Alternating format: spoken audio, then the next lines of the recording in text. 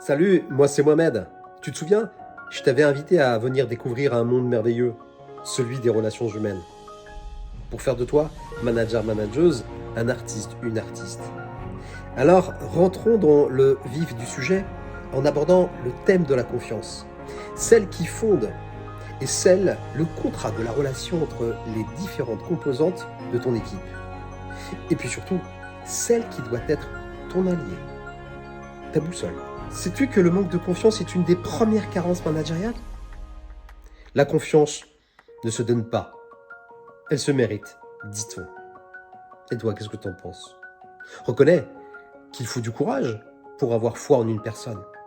Alors imagine, quand on peine à se remettre d'une trahison, il est difficile de se débarrasser de sa méfiance. Mais si tu me le permets, et comme c'est le principe de ces rendez-vous, je vais te raconter une histoire. Tu es prêt? Tu es prête?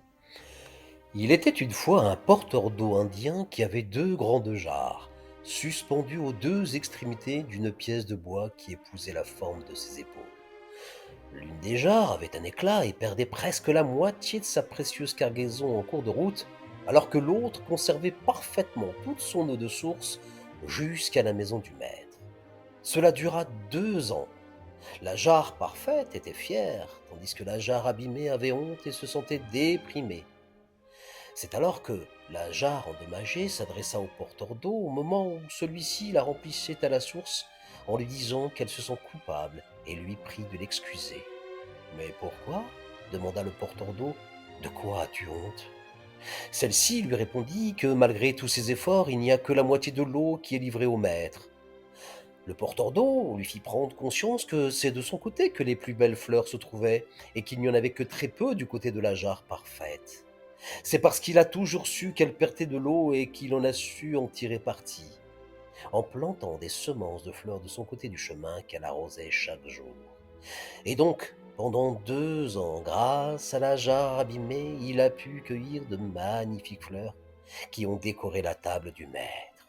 Autrement dit, sans elle, jamais il n'aurait pu trouver des fleurs aussi fraîches et gracieuses.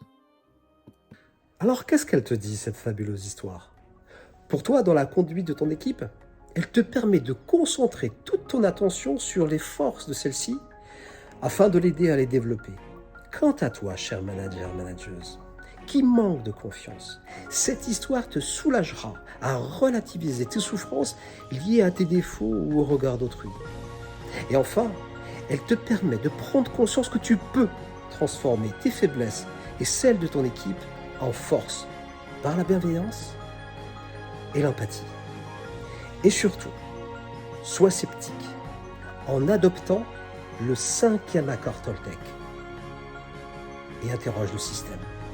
Voilà, j'espère que cette première aura piqué ton intérêt et te retrouve bientôt.